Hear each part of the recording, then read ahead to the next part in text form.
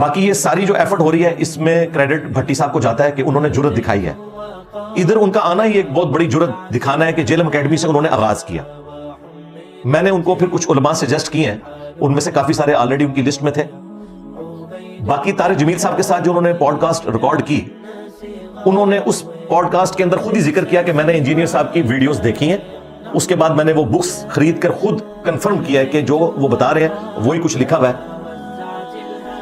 اگر اس چیز کا ذکر وہ خود پوڈ کاسٹ میں نہ کرتے تو واللہ میں نے کبھی بھی اس چیز کا ذکر نہیں کرنا تھا کہ میں نے ان کو اپنی ویڈیوز بھیجی تھی, اور وہ بھی ان کے ڈیمانڈ کرنے کے اوپر. ظاہر ہے انہوں نے ایکسپرٹ اوپینین کے طور پر پوچھا تھا, وہ تو طارق مسعود صاحب کے حوالے سے بھی انہوں نے پوچھا, میں نے وہ بھی ویڈیوز ریفر کر دی. ابھی آگے جن کے پاس جانا ہے ان کے حوالے سے بھی میں ویڈیوز ریفر کر دوں گا. لیکن یہ جو پبلک میں ایک ان کی ٹرولنگ شروع ہوئی بعض ان کے مخالفین کی طرف سے کہ بھٹی صاحب جو ہے جس طرح رپورٹ کارڈ میں وہ کاغذ کے اوپر پوائنٹس لکھ کے لاتے ہیں, یہ انجینئر صاحب نے ان کو کوئی لکھ کے دے دی ہے, بالکل ایسا نہیں ہے. اس میں تو کئی ایسے سوال ہیں جو مجھے پتہ ہی نہیں تھے. مثلا یہ جو انہوں نے لائبہ والا مسئلہ اٹھایا ہے, میں نے تو طارق جمیل صاحب کا اس طرح کا کلپ دیکھے نہیں ہوا تھا کہ طارق جمیل صاحب نے یہ بھی کوئی اقوال زرعی ارشاد فرمائے میں. اس کے علاوہ جو ان کی جداد کے معاملات تھے اور پولیٹیکل لیڈرز کے پاس ان کا جانا, وہ اجمالاً تو مجھے پتا تھا, لیکن اتنی تفصیلات ایک صحافی کو ہی پتا ہوتی ہیں. یہ سارا کریڈٹ ان کا ہے. ہاں, دین سے متعلق جو چیزیں تھیں وہ انہوں نے ویڈیو سے لرن کر کے لکھ لی, اور کئی ایک چیزیں ایسی بھی لکھی انہوں نے جو میرے میں نہیں تھی کہ یہ اس طریقے سے. لہٰذا اس کو کوئی میرے کھاتے میں اس حوالے سے نہ ڈالے, یہ کریڈٹ ان کا ہی ہے.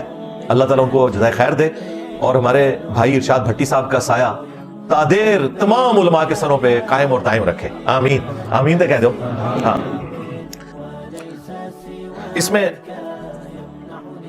اس حوالے سے مجھے خوشی ہے کہ ایک ایسا بندہ جو میڈیا چینل سے تعلق رکھتا ہے اور صرف پولیٹیکل ڈسکشن کرتا ہے, وہ اپنے پلیٹ فارم سے اب علماء کو بھی پبلک کے سامنے لے کر آ رہا ہے, اور اس میں ان کا بھی فائدہ ہے اس اعتبار سے کہ ان کو اس پہ جو ویورشپ مل رہی ہے وہ خان صاحب کے حق میں ویڈیوز چڑھانے پہ نہیں ملے گی, اور نہ نواز شریف صاحب کے خلاف ویڈیوز چڑھانے پہ ملے گی. وہ باقی ویڈیوز کی بھی آپ ویورشپ دیکھ لیں کیا ہے, اور یہ ویورشپ بھی دیکھ لیں. اور یہ اللہ کا شکر ہے کہ میں وہ سائل ندیم بھائی کی بات کو انڈورس کروں گا حفظہ اللہ تعالیٰ, کہ یہ خوش نصیبی ہے کہ پاکستان میں اس وقت سیلیبریٹیز جو ہیں وہ لوگ ہیں جو دین کے اوپر بات کر رہے ہیں. یہ کوئی چھوٹی بات نہیں ہے. آپ دیکھیں جو بھی گفتگو کرتا ہے جیلم اکیڈمی میں آ کے, خواہ وہ کوئی صحافی ہے یا کوئی موٹیویشنل اسپیکر ہے یا کوئی ولاگر ہے یا کوئی پوڈ کاسٹ کرنے والا ہے, اس کو کتنی ویورشپ ملتی ہے. وہ عام حالات میں اسے باقی پولیٹیکل ڈسکشن کے اوپر نہیں ملتی. اللہ کا شکر ہے الحمدللہ. اور میں اس کا کریڈٹ آج بھی ڈاکٹر عامر لیاقت صاحب رحمہ اللہ تعالیٰ کو دوں گا کہ انہوں نے پہلی دفعہ میڈیا کی ہسٹری میں مختلف مکاتب فکر کے علماء کو ایک پلیٹ فارم پر جیو ٹیلی ویژن کے اوپر عالم آن لائن پروگرام میں بٹھا کر دین کی ڈسکشن کو عام کروایا.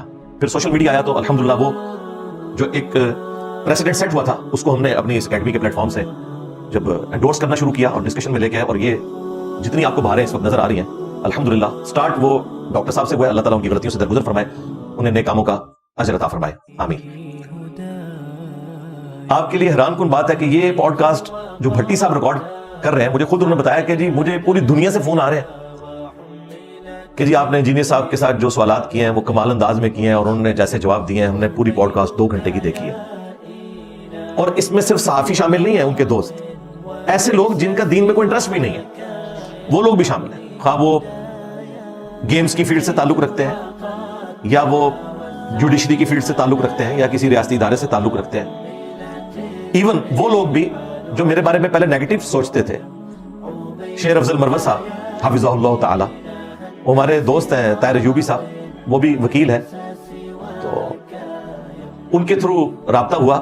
جب انہوں نے ذکر کیا تو مروت صاحب نے کہا کہ میں نے وہ ساری پوڈ کاسٹ دیکھی ہے, اور دیکھیں اس کا فائدہ یہ ہوا ہے کہ اس سے ہی کوئی 1-2 دن کے بعد جب صحافیوں نے میرے بارے میں پوچھا تو انہوں نے کہا کہ پہلے بھی میں نے ان کے لیے تضحیک امیز رویہ اڈاپٹ کیا تھا, اب میں ان کے بارے میں اس طرح نہیں بولوں گا.